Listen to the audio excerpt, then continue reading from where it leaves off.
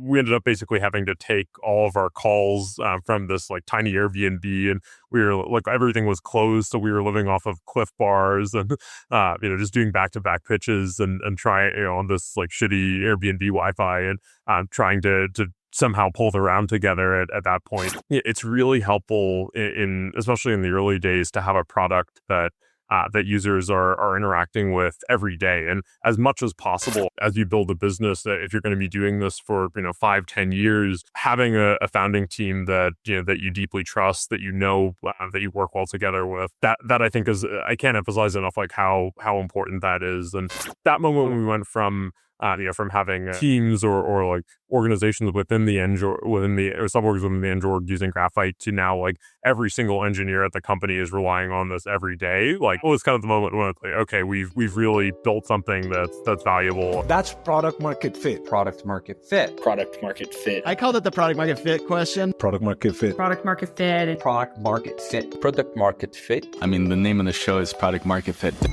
Do you think the Product Market Fit show has product market fit? Because if you do, then there's something you just have to do. You have to take out your phone. You have to leave the show 5 stars. It lets us reach more founders, and it lets us get better guests. Thank you. Merrill, welcome to the show, dude. It's great to have you here. Thank you. It's great to be here. Man, so you're on this like height, you know what I mean? Like from the outside looking in, you never know really. It's kind of like, startups, this analogy coming to my head right now. They're kind of like relationships. You see people together and you kind of assume, oh man, they just click so well. You actually have no idea who's in a great relationship and who goes home and everybody's sad or they're fighting or whatever. Startups are similar. Like you only get the TechCrunch headlines. In your case, $52 million round from Excel, Series B. You had a Series A a few years ago, $20 million round from A16. I have to assume, everything's going well, and I'm sure you guys are crushing it. But only the chaos that I'm sure is inside like every single startup. Indeed, there's always so much more to the story, and I think even for us, it has been kind of this case of the like many year overnight success in some ways. Certainly there's some companies that have even crazier stories there, but for us, I think, and this repeated twice for us really, in that we at the seed, Graphite for those who don't know was a pivot from different DevTools idea that we were working on, and kind of emerged from a tool that we built internally to help ourselves with code review, and that itself was kind of a 1.5 year like journey through the forest of trying different DevTools ideas, like not finding anything that was really working. And I think we had like 6 or 7 months of runway left at the time when we raised the Series A. So even back then, it was very much like this is sort of the last ditch effort to make this company work. And thankfully really found a problem and found a product that resonated with a lot of engineers out there. And then even again, I'd say that kind of repeated itself from the Series A to the B in some ways, in that when we raised the A, we were 6 or 7 people on the team. So very early on, totally pre-revenue, entirely in closed beta with a good group of users, but very much building just an individual product, like quite far from having something that we felt ready to charge for and to get out to market. And it really took us some time to get it to that point and get it to the level of quality that we were proud of and that we felt was ready to like launch and go out to market with. And even then, I think it took then a couple of pricing changes, figuring out our enterprise sales motion, and sort of this massive wave of AI code generation, I think, to really, and fortunately we were kind of building the right thing for that moment. But I think all of those factors had to converge for us to see the 20x revenue growth that we saw last year, and the Series B kind of emerging from that. So lots of like challenges and lots of times that we had to like change things up along the way. It's crazy what you say about, 6 months of runway to raise an A. And it was obviously, a good A, $20 million from A16. You can't really ask for more. But like my point on there is it's more the rule than the exception that even the companies that end up doing very well, and you're certainly on that trajectory, actually go through like moments where things could have been only marginally different, and maybe the startup is no more. Like sometimes as a founder, you feel like, man, if I'm going through this, like, what are the odds I'm really gonna, maybe I'll make it through this, but like, what are the odds I'm really gonna become a success if I'm this close to just like complete failure? But, there's companies that sure, they just kind of are always crushing, but even of the companies that end up being successes, most of them have a handful of these, like, just one that we did recently called Pinecone raised over 100 million. There was a point at which they pitched 40 VCs, all passed. They had one meeting left, and it was kind of 4 months of runway, make or break. And they ended up making that happen. And then since like after that, fundraising, for many different reasons became really easy. But yeah, it's a wild journey, man. It's a wild ride. Yeah, for sure. I mean, even in the beginning, I remember the very first, the week that we raised our seed round was actually I think it was second or third week of March 2020. It was like the week that COVID really hit the States, and the three of us were out in San Francisco. We'd booked this tiny Airbnb because we thought we'd be out, going around to pitch meetings all day, and we had a couple meetings in person where the VCs would do like the foot tap, or like, some wanted to shake hands, some didn't. And then we'd go sit in like a, non-air conditioned conference room for an hour and then talk about the business. And nobody really knew how COVID was spread at that point. But we ended up basically having to take all of our calls from this like tiny Airbnb, and we were like, everything was closed, so we were living off of Cliff Bars and just doing back-to-back pitches and trying on this like shitty Airbnb Wi Fi, and trying to somehow pull the round together at that point. So. And even kind of once we were fortunate that we ended up having a few different offers that we're really excited by, and Homebrew ended up doing the seed the terms that we were thrilled with. But even then, I think we kind of Graphite kind of emerged from the chaos of Greg moving from SF to New York, and not having toilet paper in the first week. Not being able to buy anything here. It was sort of this like from the very first days of Graphite. I think there was a lot of like crazy things for us to overcome, and I think that emerging from that, I think has made us like really resilient and able to kind of like take on anything that comes our way. So, you grew 20x last year. Things are obviously really clicking now, but it's taken a lot of pivots, and I want to go deep into all of the choices you made along the way, obviously the relevant ones. Before we do that, just tell us maybe quickly, like, what does Graphite do today? Graphite is a code review platform built for the age of AI, and what we mean by that is we want to help teams deal with how they review and how they test and how they merge all this code that's now being created. For many years, this outer loop of development of how we test, how we review, and how we merge and deploy code, that's always really been the bottleneck for a lot of large companies. Is this like reviewing pull requests? Is that kind of the stage that you come in? Yes, pull requests. So that's always been the bottleneck for how software is built at big companies. They're not really constrained. They have thousands and thousands of engineers. They're not really constrained by how quickly they can build the feature. A lot of times, what's really blocking is the rest of that process. And this problem has been made pretty much many times worse now by all of these AI code generation tools, where these are amazing tools that give engineers leverage like they've never had before, and let them create tools and build features much faster than they've been able to previously. But it's making this problem even worse in that now you have even more code changes that engineers are creating, and we're trying to then push them through the same process for how we review and how we test and how we merge them, and that the same set of processes and the same set of tools that we've used for 10 plus years just aren't really working anymore. And that's really the problem that Graphite solves. We take a lot of the best in class workflows and tooling from that companies like Facebook and Google have pioneered, and then make them available and combine that with a lot of like AI tools to help accelerate the review process. We have an agent that will review every code change in a few seconds and give feedback instantly versus having to wait several hours for a human reviewer. And we basically put that all together in one end-to-end platform and make that available to any team that's building on GitHub. So, today we have companies like Shopify, Snowflake, Figma, many of the like largest and fastest moving teams out there that that run their code review process and their outer loop on Graphite, and it's helping to accelerate to like save them hours and hours every week that they're using it, and cut down on that back and forth review time. And you started working on some other version of Graphite in 2020, like right before COVID? So we actually started working on a different dev tool. It was something completely different than Graphite. Actually, the very first thing that we built when when the three of us on the founding team got together looked more like what Jam.dev is doing now, which is kind of a Loom for developers. We wanted to help engineers and PMs like capture bugs and log all of the network requests and console logs, and put that all together and then push that into Linear, your task tracker of choice. And we built an early version of that. When was this?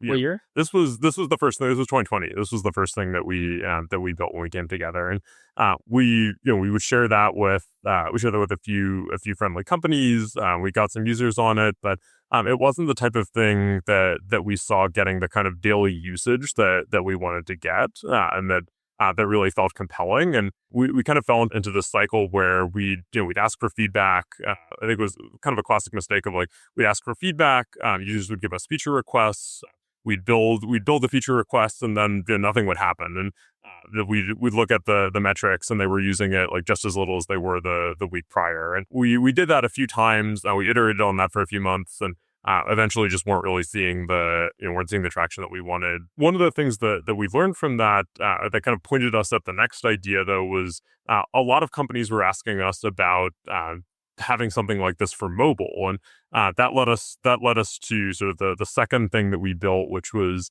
a platform for rolling back native iOS apps, much like you can roll back a web deployment.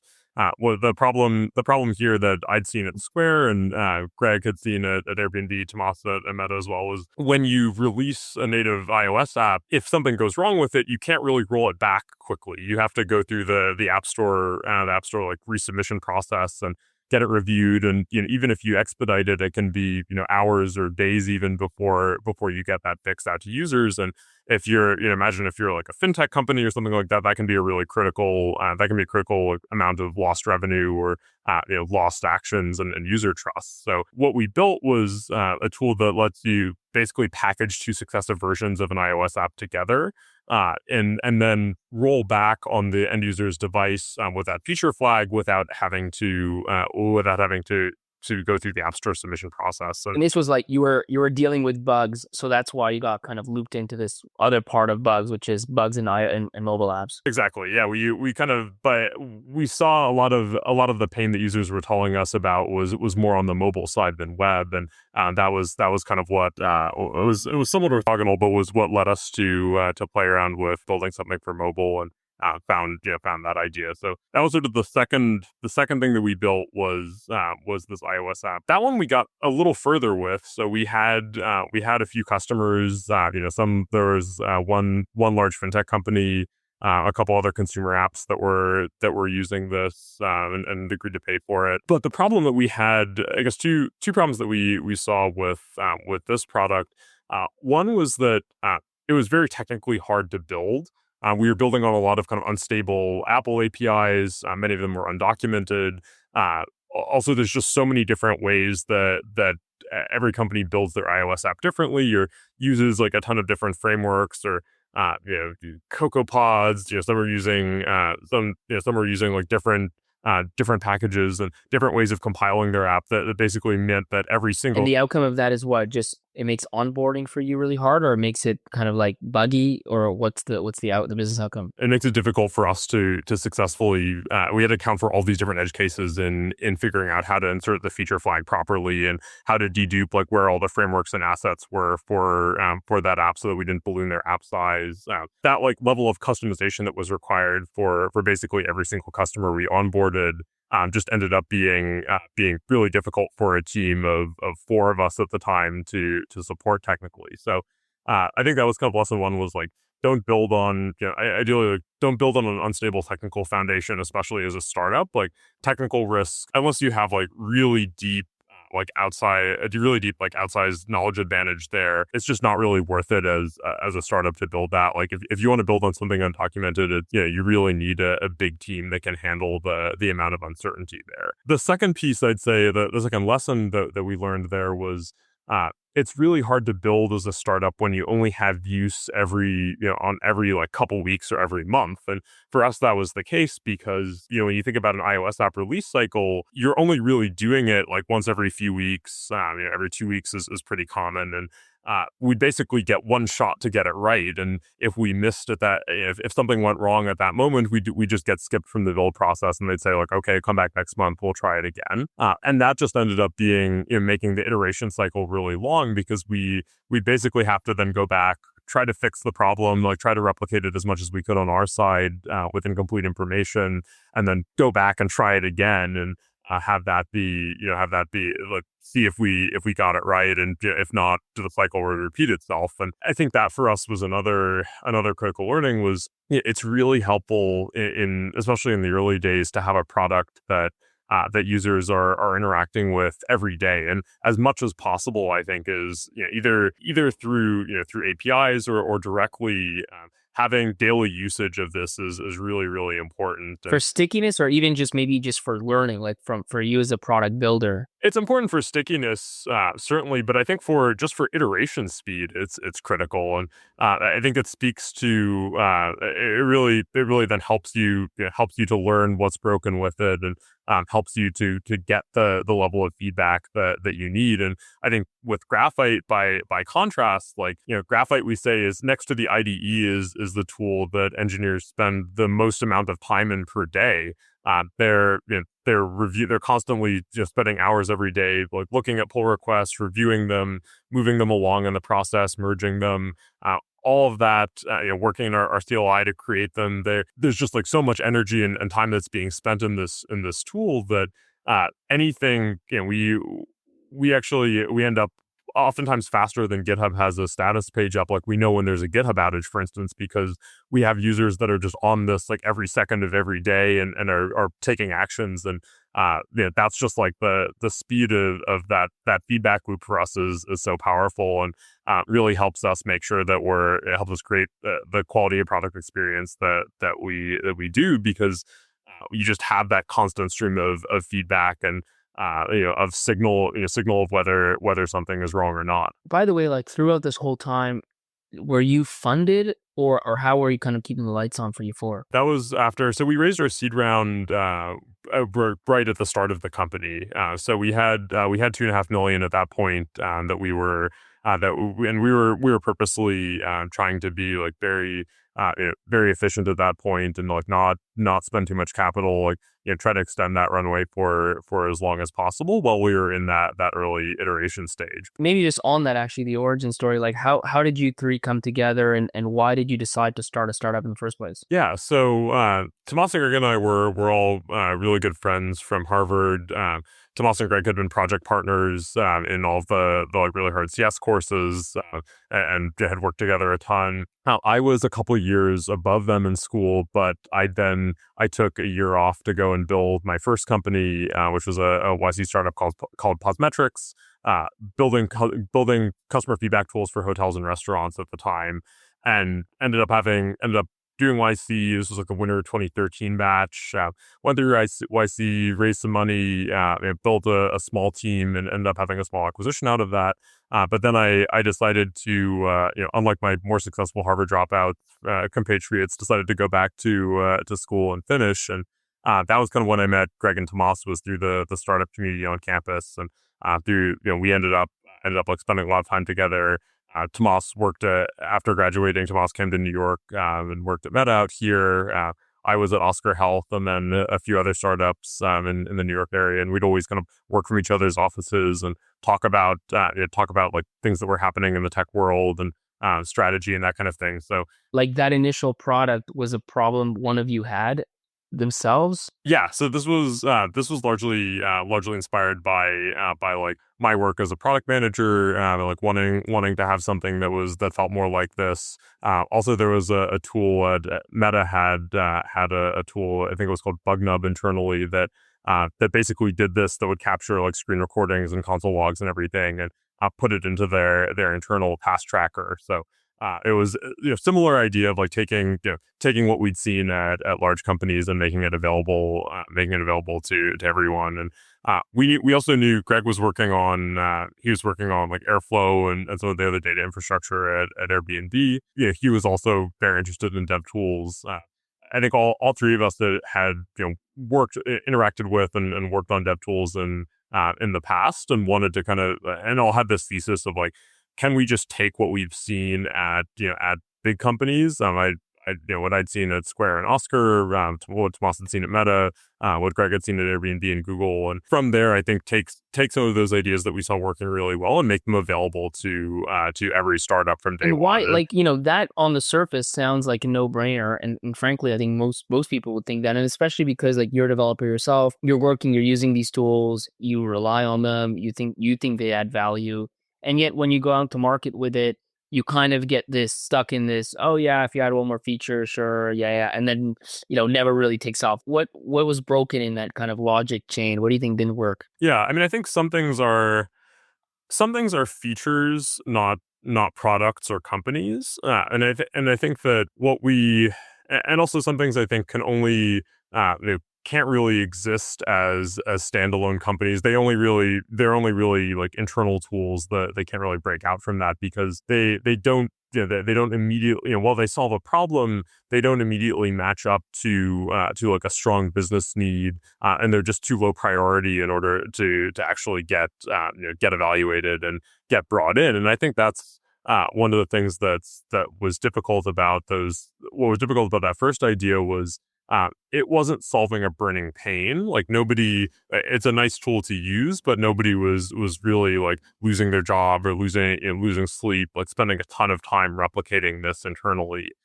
Versus something like, I think if you look at something like code review, it's like developer efficiency is like much more of a core business problem. Like how fast can we ship, especially I think post.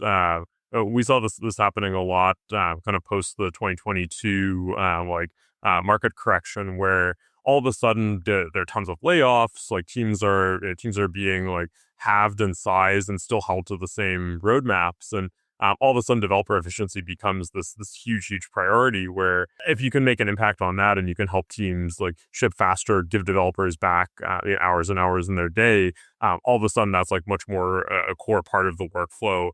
Also going back to the earlier point around like daily use, like being part of I think like, you can build a feature at a big company that gets used like, once every few days, once every few weeks, like that's totally fine. But if you want to like really build something of value that you can charge a good price for as a SaaS tool, like it really, I think, has to be that type of like daily use core workflow, something that someone is spending all of their time in, for them to really like feel like that's adding value, and for it to really be delivering that value to them. I spent so much time, as a C-stage investor, besides team, like I spend the most time thinking about like the must-have-ness of a product, because there's so many things that are ROI positive, that make sense, that are useful. And the key question is like, you just need so much pull and velocity to be successful and truly get to that product market fit and like really get past that early stage in the amount of time that you want. You don't want to be there for 7 years,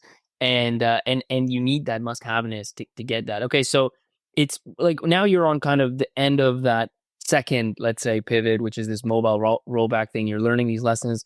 What year is it? Is it like 2021 now? This is 2021, yes. And what's the next move? So the next move for us was deciding. I think that the critical moment for us was deciding to pivot to code review. So this happened. It's like spring of 2021. The beginnings of Graphite emerge when we started to hire our first few engineers. So we brought on a couple of Tomas's ex-coworkers from Meta.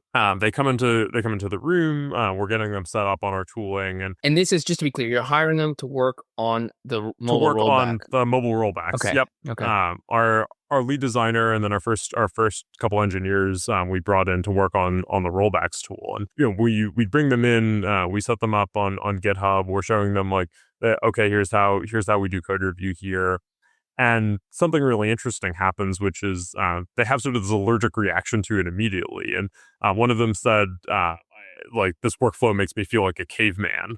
And it was just such a strong like reaction to it that Because they were used to just like a different world, a different way of releasing because code. they'd come from Facebook's internal tool called Fabricator, which was a much different workflow, a much more more streamlined tool, like really designed for and optimized for like large fast moving teams, building in a monorepo, with high trust, versus like the world of GitHub, which is like much more generic, emerged from the world of open source, much more optimized for that like large like many repos, like not working with like trusted coworkers or trusted contributors necessarily, like problems of community versus problems of like how do we ship as quickly as possible. And I think that was really and specifically there was this workflow called stack diffs or stack pull requests, that Meta had and Google had both kind of developed internally,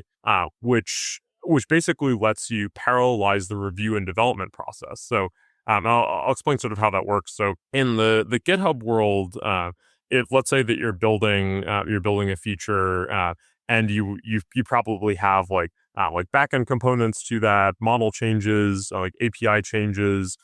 You have like your front end code. You might have multiple clients for that, and in many cases, that's either going to be like many different pull requests and many different repositories, or more likely it's going to be just one massive PR that needs to be reviewed, and that ends up being you end up getting having to like put that PR up, add your reviewers, and then wait for them to give you an approval. And while you wait, you can't really do anything else. You have to either find some like orthogonal code to go work on, or just kind of sit on your hands or find something else to do.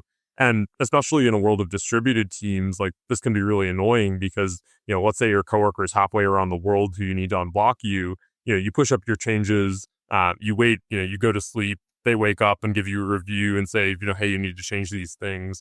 You go back and do that, re-request the review, go to sleep again, and they wake up and maybe then they approve it, and you wake up and merge it, and 2 days have gone by, and you've been unable to make progress on anything else in the meantime.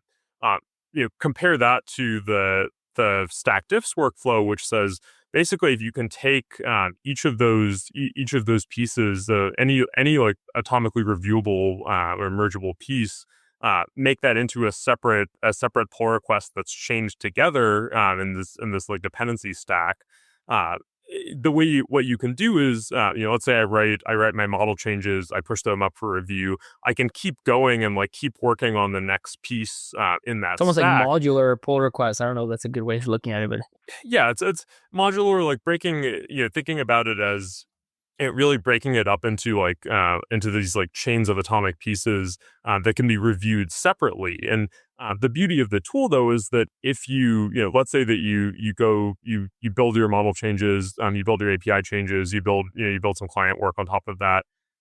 Even if you have to go back and change something, the beauty of the tool is that it lets you propagate those changes up through everything you've stacked on top without having to resolve the same conflict every single time. got it. That's why this is really hard in vanilla Git without any tooling, is like you basically have to sit there and like constantly resolve the same that same rebase conflict all the way up. You love this show. You don't want to miss the next episode. Why would you? So hit that follow button. Trust me, it's in your own best interest. That tooling was what they had built internally at Facebook and Google. Yeah. So that the end result is that instead of this like stop and start like blocking workflow that anyone who's worked at a company that uses GitHub is familiar with, what you end up with is this kind of parallelized review and development process where you can always work on the next most important thing.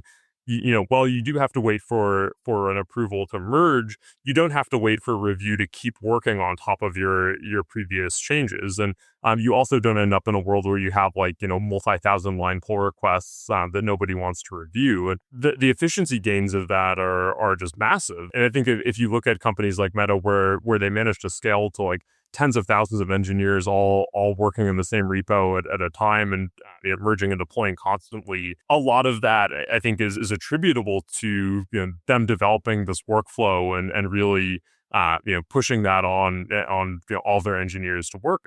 That's sort of that was kind of like the magic that I think everyone who's worked at one of those companies, and I'd seen this workflow at Oscar, which used the open source Fabricator, which was Meta's internal tool.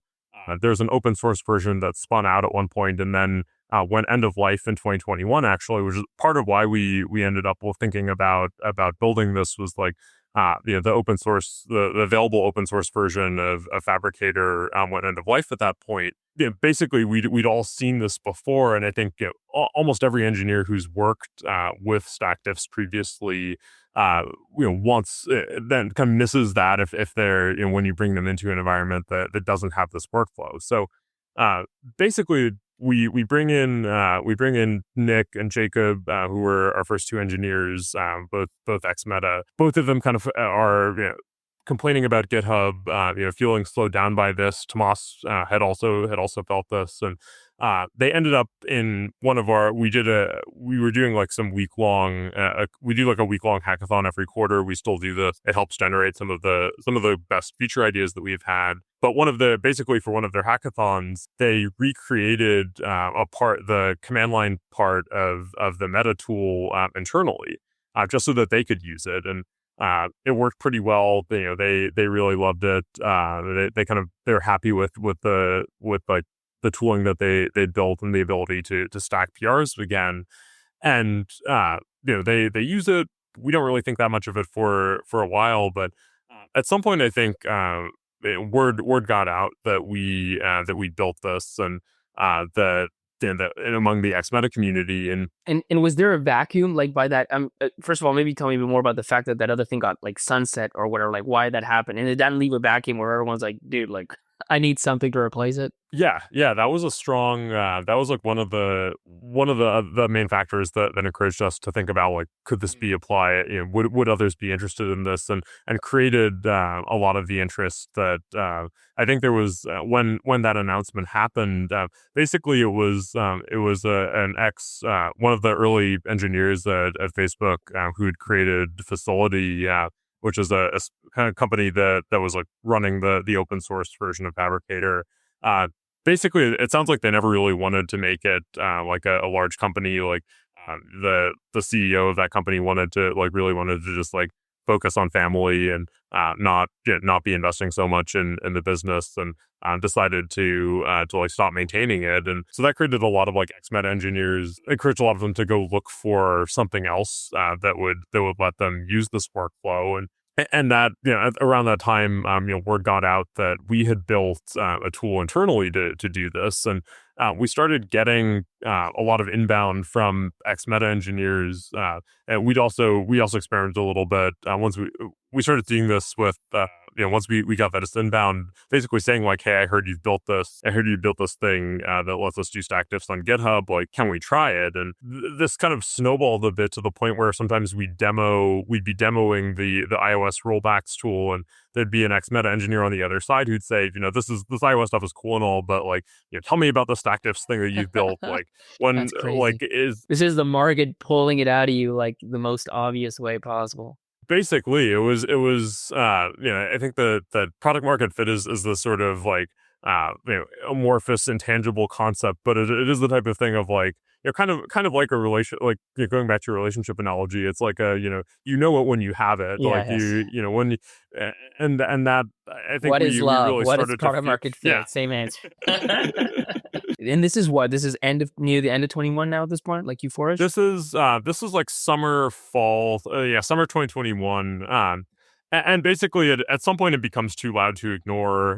The iOS product isn't doing it quite as well, and we basically decided like, hey, we like this thing seems to have legs. Like, let's try to make a run at it and see what we can do. We only had like a year or so of runway at that point, so we said like, this feels like this has a lot more of the type of pull that we want. Like, let's go all in on this and see what happens. And we basically designed a test to make sure that we had the level of interest in this to warrant completely changing the company's direction and abandoning something that had customers that wanted to pay. And the test was basically, How much revenue were you doing on your old business? this was I think we were only in like the tens of, I forget exactly, but I think it was probably like in the tens of thousands of, I don't think we'd even collected anything at that point, but we just Okay. have like Like commitments 10K for, MRR like, or in the 10K ARR or something?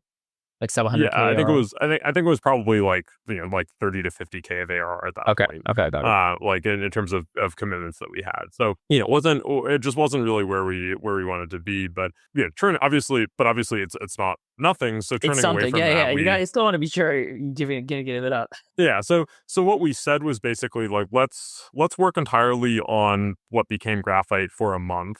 And we said, if by the end of the month we can get to, I think it was 20 or 30 engineers at companies that we know, known companies, like good engineering organizations that are using Graphite like every day for work, then we'll go all in on this and we'll say For like, free, okay, that's or enough signal did you want to get paid for as free. well? Okay. For It free. was just the usage. You wanted them to rely on it. Just the usage. We wanted them to rely on it. We wanted them to use it every day. And the other piece that we did was we said, if you want to use this, we're not going to collect payment for it, but we'll put you in a shared Slack channel with everyone else who's using it, and we'll set up a half-hour weekly Zoom call. So we kind of did we referenced the mom test a lot. We wanted to make sure that we were in some way collecting like payment in the form of time invested in this to make sure that it was something that engineers were excited enough about to warrant meeting with us every week, which for many engineers, like reducing meetings is pretty important. It's a high cost. 30 minutes is we wanted to make sure that it was like, this is something that you're serious about using. And I think we ended that month with 50. That grew to 100 in the next month, and really it quickly became apparent that that this was something that engineers wanted to use. We were getting this constant stream of feedback, of feature asks, bug reports, like a lot of really positive feedback, a lot of requests, a lot of things that were wrong with it. But I think that just the volume and the frequency of feedback that we were getting just indicated to us like, okay, we're really onto something. And that's sort of when we decided to, I think it was a pretty clear pitch then to like our investors who were excited about the traction, the team, who were excited about having something that was homegrown develop into the focus of the company. For everyone, I think it made a lot of sense, and it was a pretty obvious decision for us to make at the time. And that was kind of what got us to, that was what really like put us on the path to like building, going all in on Graphite, raising the launching our waitlist that fall, and then raising the Series A. Kind of like that, I guess, because you went all in probably in Q4 21. You raised an A like mid 22, so like 6 months later, something like that. At the beginning, I think it was it was the beginning of like February, March 22 is when we raised the A. We launched our waitlist. It was like right before Thanksgiving in 2021. Where were you? I guess that part of 22 was still like the second half of 22 was terrible. The first quarter 22 was still good. Like, but where was the company at, like high level, revenue wise, customer wise, when you raised the A? Yeah, so we were still pre-revenue pre-revenue at that point. We'd shut down the other product. It was really just based on the amount of traction and excitement that we got from our waitlist launch. So we were on the front page of Hacker News for like a day and a half. We got like several thousand engineers signing up in the first the first 48 hours from that. And I guess there's also a point of like the caliber of the engineers, I assume, that were using this. Right. I think that was the big thing, was that it wasn't just it wasn't just like hobbyists. It wasn't like random signups. It was like engineers of places like Netflix, Snowflake, Ramp, like really good good companies that were signing up for this. And we also we implemented it such that if you got we did kind of a viral waitlist mechanism where if you convinced 4 teammates to sign up as well, then we'd bump you to the top of the wait list. And and onboard you sooner. So that really helped us a lot to get to like encourage teams to sign up together versus just individuals. And why did you wait so long to just make it? Like, what is the business model, and why did you wait, like 6 months plus to turn it on? So the business model is we charge per seat per month for like our core code review product, and then What's like just the price range is what the starter package or whatever? if you're under today the pricing is if you're 10 or fewer engineers per month or 10 or fewer engineers on your team, it's free. After that, if you're over that amount, it's either $29 or $25 per seat per month for the core code review platform, and then $20 per active committer per month for our AI code review agent Diamond, which you can use either together or separately from the core platform. If you use Diamond, and Graphite Core together, then we give you a discount on the combined. That makes sense. And then what was the strategy like early on? How did you, because obviously you want that maximum growth, you want that maximum usage, but you also want to show revenue. How did you think through, leaving it free for X amount of time before turning on kind of monetization? Yeah, so this was one of the difficult parts, was that we, especially as a developer tool, we didn't want to charge individuals. So we ended up, we knew it was going to be somewhat of a long journey from building the initial product, which is more of like an individual focused, like the command line tool, and then the web dashboard for reviewing code. We're much more like individual engineer focused. You didn't need, it worked on top of GitHub. You don't need your whole team to use this. It was much more of like an IC engineer focused tool, and we knew that we needed to build into like deeper into the like team and company workflow before we could charge organizations, which we knew is what we wanted to do. That this is like a little bit different, I think. Now with tools like Cursor and Windsurf, like there's much more of an appetite for like paying for tools individually, but at the time, especially, I think we were really hesitant to try to build something and sell to individual developers. It's notoriously difficult to get. The default for every engineer is like, oh, I'll just build this myself. So even if even if it doesn't make sense for them to do so, that's always kind of the mentality and one that we have ourselves as well. Sometimes like it's just so hard to break out of that. So we wanted to charge teams. We knew that we basically wanted to like really nail the individual code review process, and then expand into like adjacent tools that kind of like work really well with and help teams scale this stack diffs workflow. So the merge queue is one of the first things that we built that lets you kind of merge entire stacks of PRs at once and coordinate the merge process. But you built all this before charging anyone? Yeah, we built a lot. We built a lot before we started to charge. And then what is the like sales motion? Like once you have like whatever, people start using it kind of PLG, and then when you see a cluster of usage, you go up a level to VPN, or what's the go to market? Yeah, so in the beginning it was entirely self-serve.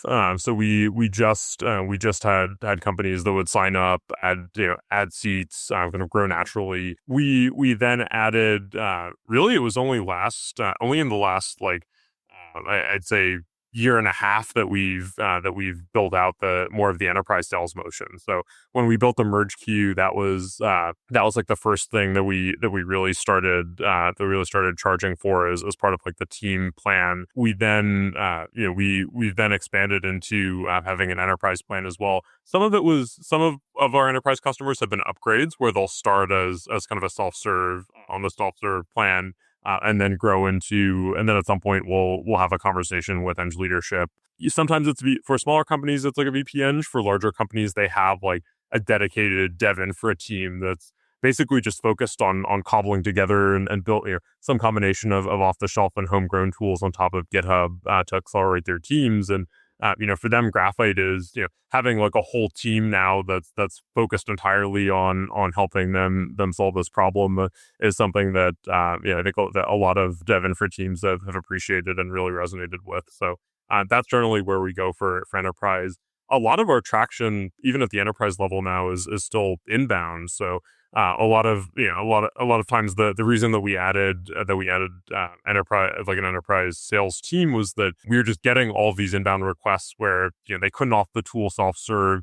They wanted to like go through their procurement and review processes, and for that, I think we wanted to make sure that we were kind of like meeting them and the way that they're buying and evaluating tools, and I think that's really served us well and helped us to accelerate with teams like Shopify and Snowflake, Netflix, some of the really strong teams that are using Graphite. And how fast, when you did turn on monetization, like how fast did you get to like $1 million in ARR? We got to $1 million in, I think it was 10 months, I think, since from when we launched. From when you launched, so, but not from when you turned on, like when you actually started charging. I guess it was about 12. It was about 12 months from when we started charging in the beginning. And we had, I mean, the nice thing was like we had the core, we had like that core customer, the core base of users in the closed beta. So we'd already built like a good user base. A lot of them were already kind of at the scale where they were, where they would need to roll onto a paid plan. This was actually one of the more nerve-wracking moments for us was like when we flipped the switch and basically said, okay, now like time to pay. Time to pay up. Time to pay up. Like, you never really know, and yeah, I think we were really happy with almost everyone ended up converting onto paid that was eligible to do so. So that really, I think, showed the stickiness that we were seeing in the usage metrics. Ended up really converting nicely into revenue, but you never really know until you do it. And I think that was one thing that I think certainly we could have. Perhaps we could have started charging earlier, but I think we really wanted to make sure that we got the product right and that we felt like we were. Do you remember more or less like because how many users you had by the time you started charging? It was, I think it was in the thousands of like daily actives. Nice. And what are you probably, at now? Like tens of thousands, I would assume.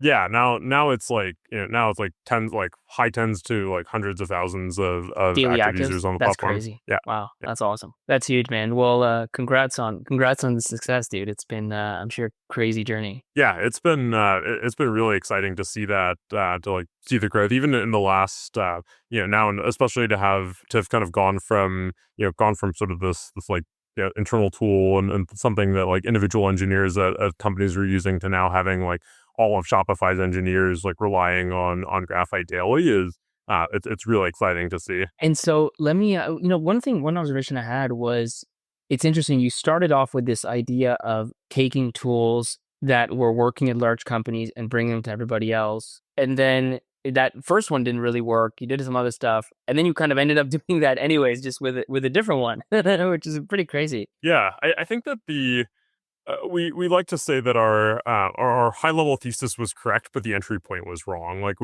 I think that there are a good number of other companies, like Statsig is one that comes to mind immediately, of like companies that have just have done this playbook of like take a really great internal tool and like build a version of it that's available for everyone else outside of the walls from which it came. And I think that we knew that worked. We knew that and we really deeply believed that the internal tool chains from companies like Meta are really well designed and have a lot of value to give to the rest of the world. But we just need the right entry point and like the right problem within from that to really resonate with the market and give us like the on-ramp to the development cycle. Perfect. Well, let me stop it there, and I'll just ask the last three questions we always end on. The first one is, when did you feel like you'd found true product market fit? I think it was actually only in the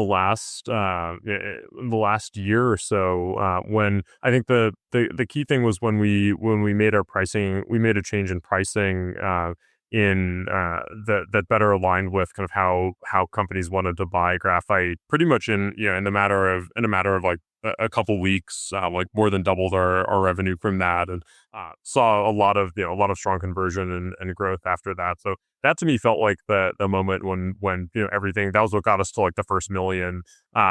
Growth had been slow before that, but that was the first time that it was like, okay, like this is clicking, like everything feels like it's really going well. And then I'd say another moment was our first wall-to-wall contract with the really like, well-respected company. This was like last August, I want to say, was when that closed. It was And like, what's I a think that was our wall-to-wall first contract for you guys is what? Like, is it six figures or is it hit seven? six figures. Yeah, I think that was our first six figures for most. Our largest contracts are seven figures. Wow, that's Once you get crazy. into the thousands of engineers, but yeah, like that moment when we went from from having teams or like organizations within the or suborgs within the Engine using Graphite to now like every single engineer at the company is relying on this every day. Like that was kind of the moment when it's like, okay, we've really built something that's valuable and that's like a core part of the engineering workflow. Did you ever feel like, especially going through like those pivot hell periods, like maybe you wouldn't make it to the other side and this was just gonna like not work out? Oh yeah, I mean there was. I think that we've now survived. A series both like internally and macro events. We've survived a series of like really like, unprecedented times, and we weren't sure from the very beginning. Like we weren't sure if the seed round was going to come together, if everything would shut down with COVID. We thought we were likely to run out of money before the waitlist launch, and even for Graphite, and even then, I think we the night that we launched the waitlist was I'm not sure if you remember like the big like AWS US West 2 outage in 2022. That was like when it was like down for hours and hours. Like that was the night when we were launching our waitlist. So we were like sitting like scrambling, trying to figure out like can we move to a different region? Like we'd never really thought. That was like the one thing that we'd gone through this whole checklist of like what's everything that can go wrong, and like Yeah, AWS entire failing is not- AWS region failure was just not something that was on the list.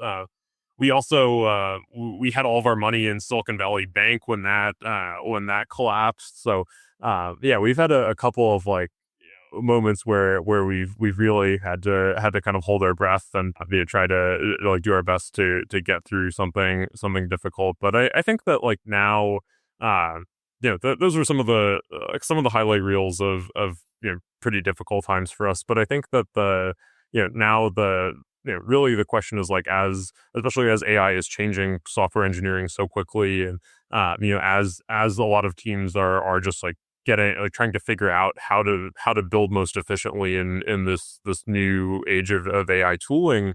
Now it's I think the challenge and the exciting thing for us is like how can we help teams adapt to that world? How can we build that new developer tool chain that helps them like review and merge all this AI generated code as efficiently as possible and safely as possible, and to be able to, I think the fact that we now have teams like Shopify that give us a ton of feedback and that we're working with every single day on this, I think is really one of the pretty exciting for us, and I think gives us a really strong position to to partner with them and keep building great tooling that accelerates their teams every day. And then just, final question, taking, you've gone through 2 startups now. This one was not like, now you hit clear early stage success and you're on a different trajectory, but like you went through a bunch of things to get here. What's like one big piece of advice you think more early stage founders, need to know? Yeah, I think I have a few I could go into, but I think that I think one of the best ones, and I talked about this on a couple like recent podcasts I've done, is just the importance of like having a team of co-founders that you trust and really work well with and communicate well with. I think I've seen so many early stage startups that have struggled with like founder communication, and founder breakups are just YC talks about how that's the most common cause of startup failures. Even a lot of like later stage companies I've seen like even pure companies or companies a step ahead of us that have either like imploded or had some sort of like fire sale or something like that, largely due to like founder conflict or founders like burning out or falling out in some way. And that I think has been one of the most critical pieces for getting through everything that we've had to get through, is just having a team that that we trust deeply, having co-founders that we'd spent so much time with before, we'd had deep friendships with, and just a strong basis of trust. Because I think like when you're like running out of runway and aren't sure what to do, and there's no clear path and no clear answer for you, like having that's kind of all you have in those moments is like the trust in your co-founders, and the trust that together you can rise to that occasion. And I think a lot of people are right now, especially with the with like the boom in AI startups, are there's so many people like rushing to found companies, like putting together an MVP and with all these vibe coding tools in a few hours. Like it's amazing that now that you can do that so quickly. But I think that ultimately when as you build a business, that if you're going to be doing this for 5-10 years, having a founding team that that you deeply trust, that that you work well together with, that I think is, I can't emphasize enough like how important that is. And how hard I think it is to do that if you don't, if you haven't known that person, if you haven't worked with that person before, if you don't have like a really deep deep basis of trust there. I can't imagine like doing like founder dating and start like doing that with somebody I've worked with for that I hadn't like known for years prior. That makes total sense. Well, Merrill, thanks so much for coming on the show, man. It's been great to have you. You have an amazing story, so appreciate you sharing it with us. Awesome, Paulo. Thanks for having me. Excited. Always happy to kind of tell more about the early days of Graphite, and hopefully it's interesting for for everyone who's kind of navigating that that early like walk through the forest of product market fit finding. So picture this: it's months from now, years from now, and one of your founder friends, a really close founder friends of yours, guess what? Their startup went bankrupt. And it turns out if you had just shared the product market fit show with them, they would have learned everything they needed to find product market fit and to create a huge success. But instead, their startup has completely failed. You have blood on your hands. Don't let that happen. You don't want to live like that. It is terrible. So do what you need to do. Tell them about the show. Send it to them. Put it on WhatsApp. Put it on Slack. Put it where you need to put it. Just make sure they know about it and they check it out.